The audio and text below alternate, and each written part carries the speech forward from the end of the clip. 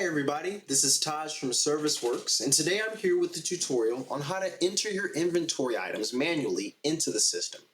Now before you're able to correctly do so, you'll want to make sure that your brands and manufacturers are set up prior to entering these items. So to do that, you're going to click on the cogwheel in the upper right hand corner of the toolbar to open up the Configuration tab. And in the Configuration tab, you're going to go down to Inventory Settings and then Manufacturer.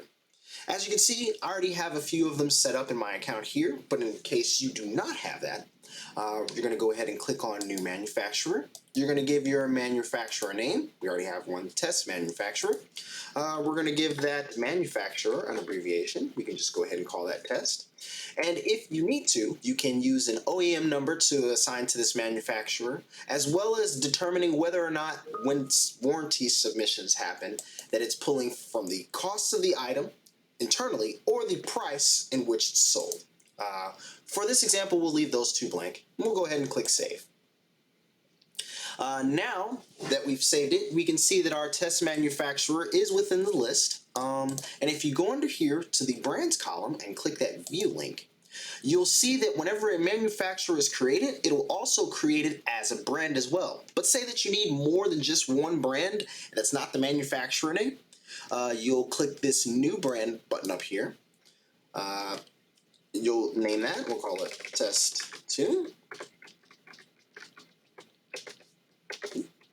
And that also has the ability to assign an OEM number to that and save. And now as we can see, under our manufacturer, we have both of those brands. So now that we have our brands set up, we can go ahead and start adding inventory items into the system. We'll do so by clicking on Inventory, or hovering over Inventory, and clicking Item. Now this is going to be our inventory item view screen. This will show you a current overview of the inventory items that you have in your system. You'll also be able to look them up by the brand, by the item number, or the description of the item. You can also view your inventory by your designated locations, whether or not the item is on hand, serialized, or if the items are inactive, you can also toggle that on and off to show that too. But in order to add new items, we're going to go ahead and click on this New button. Now in the following screen, you'll be able to put in information about your item. So when you begin to type in the brand, we'll go ahead and do Test.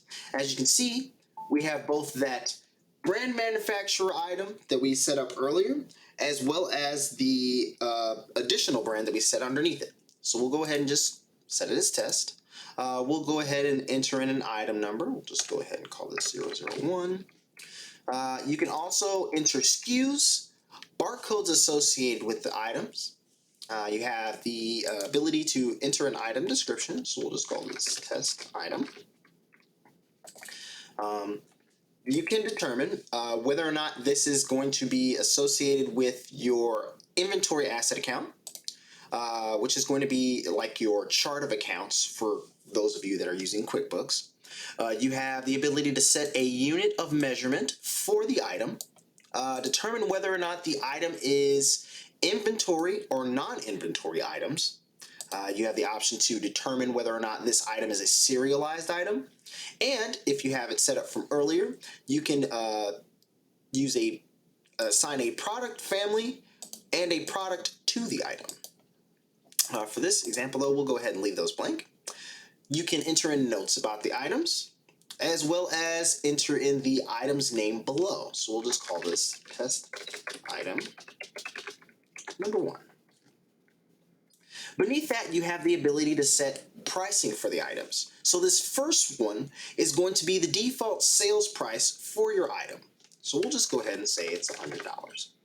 Now, columns 2, 3, and 4 are going to be related to if you have customers within your system that are at different setup price tiers.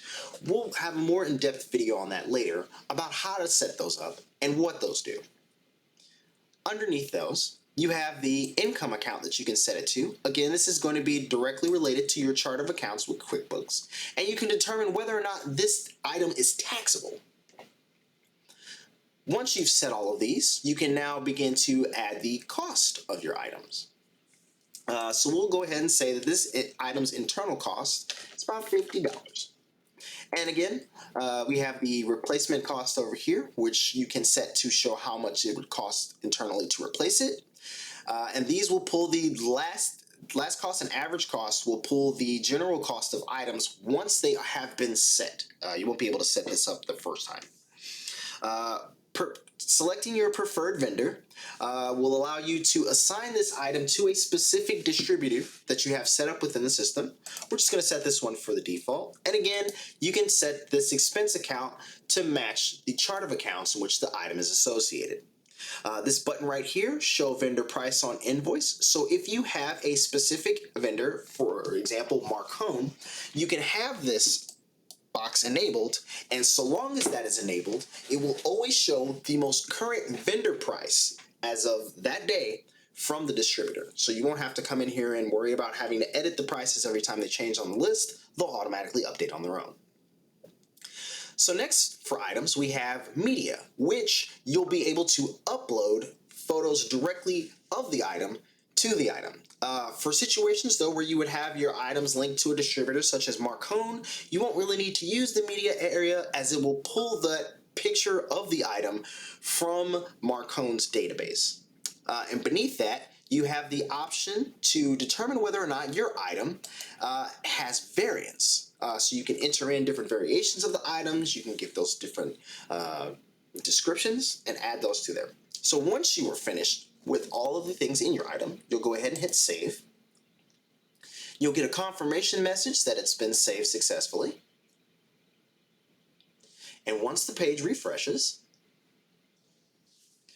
you'll now be able to see more information of your newly created item, including any variants that have been created, its current location and quantity, and the item's history.